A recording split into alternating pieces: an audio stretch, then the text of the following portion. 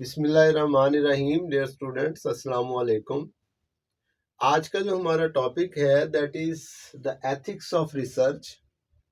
तो what does it mean? Ethics का क्या मतलब होता है? Ethics are actually the code of conduct. किसी भी सोसाइटी में पुरअमन तरीके से रहने के लिए जो उस सोसाइटी के मेंबरान असूल व ज़वाबित कायम करते हैं ताकि किसी भी मेंबर को किसी भी किस्म की परेशानी ना हो, तो उन असूल व ज़वाबित को हम एथिक्स कहते हैं, कोड ऑफ कंडक्ट कहते हैं। तो जिस तरह किसी सोसाइटी में रहने के लिए, पुरअमन तरीके से रहने के लिए एथिक्स की ज़रूरत होती है, इसी तरह रिसर्च कंडक्ट करने के लिए भी there must be some ethics. उन एथिक्स को हम स्टडी करने जा रहे हैं। तो American psychological association APA provided some guidelines to protect participants. तो अमेरिकन साइकोलॉजिकल एसोसिएशन ने भी कुछ गाइडलाइंस जो हैं वो प्रोवाइड की हैं ताकि पार्टिसिपेशन को फुली प्रोटेक्ट किया जा सके इन रिसर्च।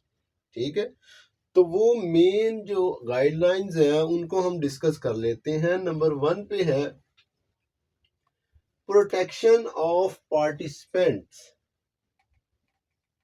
रिसर्च में जो लोग पार्टिसिपेट करेंगे उनकी protection from physical and mental harm, यानी कि उनको कोई फिजिकल इंजरी ना हो और मेंटल हार्म ना हो, मेंटल डिस्ट्रेस ना हो।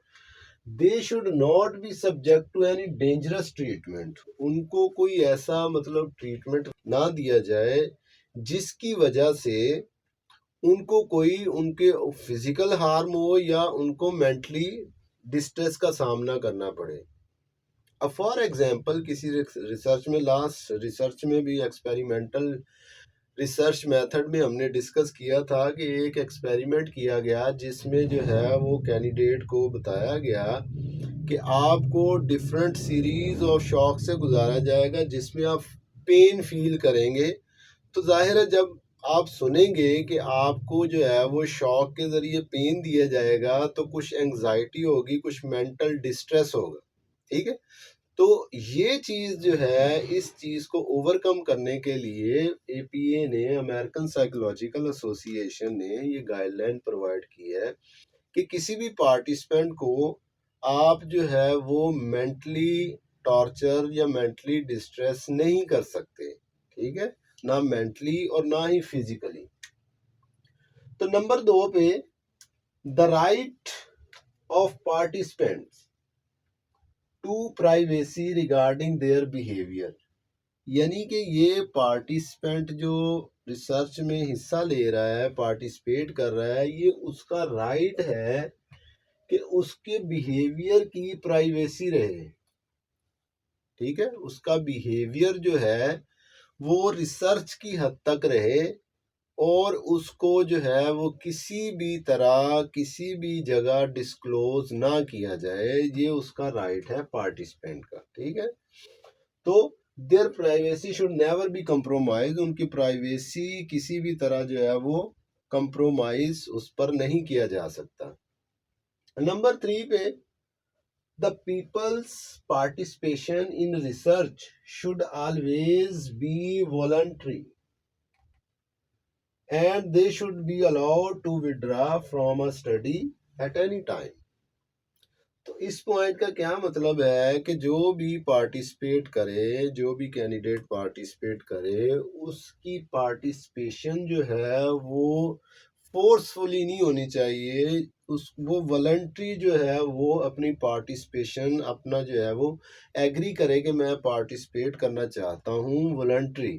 ठीक है, किसी किस्म का कोई मतलब ब्लैकमेलिंग ना हो, कोई फोर्स ना करे। तो इस लिहाज से जो है ये पॉइंट जो है ये गाइडलाइन प्रोवाइड की गई है कि उसकी जो पार्टिसिपेशन है एक्सपेरिमेंट में वो 100% वॉलंटरी होनी चाहिए। और उसके बाद रिसर्च के दौरान ये उसका राइट है कि किसी भी वक्त वो रिसर्च से या एक्सपेरिमेंट से विड्रॉ कर सकता है, उसको छोड़ सकता है। ठीक है, रिसर्च को। तो ये उसका राइट है। तो नंबर 4 पे है The necessity of informing participant about the nature and procedure before their participation in the experiment. क्या मतलब? यानी कि डीब्रीफिंग। एक्सपेरिमेंट शुरू करने से पहले ये भी पार्टिसिपेंट का राइट है कि उसको उसके प्रोसीजर और नेचर के बारे में, एक्सपेरिमेंट की नेचर के बारे में और उसके प्रोसीजर के बारे में तमाम तर मालूमात दे दी जाए, ठीक है, before their participation in the, यानी कि एक्सपेरिमेंट शुरू करने से पहले। तो if a study require deception, अब डिसेप्शन का क्या मतलब है? आम जुबान में इसको हम धोखा कह सकते हैं डिसेप्शन का, यानी कि कोई बात छुपा लेना किसी से, किसी को असल बात ना बताना, ठीक है। तो अगर किसी स्टडी में if a study requires deception, अगर किसी स्टडी में जो है वो डिसेप्शन रिक्वायर है, जरूरी है कोई बात छुपाना, तो पार्टिसिपेंट शुड बी डीब्रीफ। तो पार्टिसिपेंट डीब्रीफ करने चाहिए, यानी कि डीब्रीफिंग क्या है? Informed of the true nature and procedure of the research, जैसे पहले डिस्कस किया हमने। तो पार्टिसिपेंट डीब्रीफ होने चाहिए एज सुन एज पॉसिबल। तो जितनी जल्द हो सके उतनी जल्दी जो है उसको डीब्रीफ कर देना चाहिए पार्टिसिपेंट को, कि असल में एक्सपेरिमेंट की नेचर ये थी। जैसे हमने वो एंजाइटी और एफिलिएशन वाला जो है, नीड फॉर एफिलिएशन वाला एक्सपेरिमेंट हमने लास्ट वीडियो में डिस्कस किया था, कि उसमें हमने एंजाइटी लेवल जो है वो चेंज करने के लिए वहाँ डिसेप्शन का इस्तेमाल किया था। उनको true nature of the study के बारे में नहीं बताया था, उनको ये बताया था कि हम जो है आपका जो है वो पल्स रेट चेक करेंगे सीरीज ऑफ शॉक के ज़रिए, आपका जो है फिजियोलॉजिकल कंडीशन चेक करेंगे। लेकिन असल में जो है वो चेक क्या करना था? उनका जो है वो नीड फॉर एफिलिएशन, ठीक है। तो इस लिहाज से हम जब डिसेप्शन का एलिमेंट यूज करते हैं तो उसके फौरन बाद जितनी जल्दी हो सके उसको पार्टिसिपेंट को उसकी असल नेचर के बारे में बता देना चाहिए। तो इसका सबसे अहम जो है वो गाइडलाइन का पॉइंट जो है दैट इज इन्फॉर्म्ड कंसेंट। तो what is informed consent? A document signed by participants affirming that they have been told the basic outlines of the study and are aware of what their participation will involve। तो ये inform consent क्या है? Research शुरू करने से पहले या experiment शुरू करने से पहले एक डॉक्यूमेंट होता है जो पार्टिसिपेंट से साइन करवा लिया जाता है, ठीक है, उस पर साइन लिए जाते हैं और वो साइन करता है ये अफर्म करने के लिए कि उसको रिसर्च के बारे में तमाम प्रोसीजर बता दिया गया है और उसकी रिसर्च में क्या पार्टिसिपेशन है ये वो अच्छी तरह जानता है। ये डॉक्यूमेंट की स्टेटमेंट होती है और वहाँ पे वो जो पार्टिसिपेंट होता है वो साइन कर देता है। ठीक हो गया? That was informed consent. The only time informed consent and debriefing, दो पॉइंट हमने डिस्कस किए थे, एक इन्फॉर्म कंसेंट और ये डीब्रीफिंग।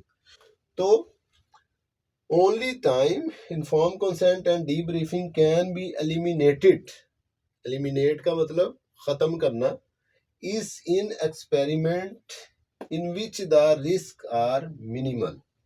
यानी कि हम डीब्रीफिंग और इन्फॉर्म कंसेंट को एलिमिनेट कर सकते हैं सिर्फ और सिर्फ उन कंडीशन में जहां पे पार्टिसिपेंट के लिए रिस्क जो है वो मिनिमल हो, बहुत ज़्यादा कम हो, यानी कि ना होने के बराबर हो, रिस्क हो ना उसमें, तब हम इसको एलिमिनेट कर सकते हैं।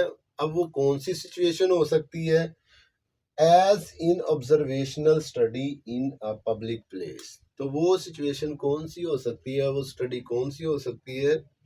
वो हो सकती है observational study in public place, ठीक है, जैसे हम एथलीट्स और स्पोर्ट्समैन को स्टडी कर रहे हैं या बच्चों को प्लेइंग ग्राउंड में स्टडी कर रहे हैं, ठीक है, नेचुरलिस्टिक ऑब्जर्वेशनल रिसर्च में जैसे हम स्टडी करते हैं, तो ये वो कंडीशंस हो सकती हैं जहाँ पे हम डीब्रीफ ना भी करें, ठीक है, तब भी रिसर्च की रिक्वायरमेंट्स जो है वो पूरी होती हैं, ठीक है।